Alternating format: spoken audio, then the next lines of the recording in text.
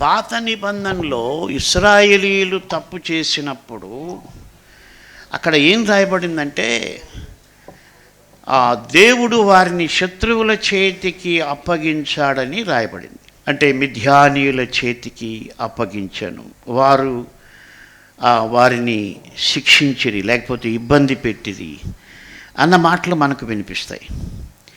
అయితే నూతన నిబంధనలో బైబిల్ ఏం చెబుతుందంటే, శత్రువుల గురించి, శత్రువులకి అప్పగిస్తాను అన్న మాట మనకు నూతన నిబంధనలో ఆ మాట మనం చూడం.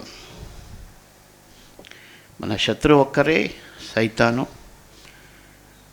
అయితే ఒక మాట నన్ను ఆలోచింపజేసింది ఏంటంటే, రోమీయులకు రాసిన పత్రిక 13వ అధ్యాయంలో 2-3 వచనాలు.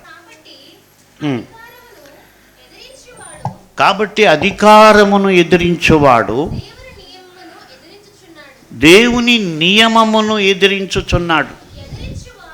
ఎదిరించువారు తమ మీదికి తామే శిక్ష తెచ్చుకొందరు.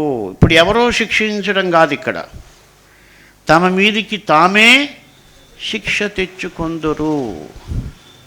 ఇంకెవరో శిక్షించేది అది నీకు ఇక్కడ మాట్లాడడం లేదు. అంటే ఇది మనకు బాగా అర్థమైతే మనం తప్పు చేయడానికి భయపడతాం కదా. ఎందుకంటే ఈ తప్పు చేస్తే నేనే శిక్షణ తెచ్చుకుంటున్నాను, ఇంకెవరో శిక్షించేది కాదు. కాబట్టి ఇక్కడ అర్థం చేసుకోవాల్సిందంటే, దేవుని మాటను, నియమాన్ని అక్కడ గమనిస్తున్నాం. నియమం, దేవుని నియమమును ఎదిరించువారు తమకు తామే శిక్షను తెచ్చుకొందురు.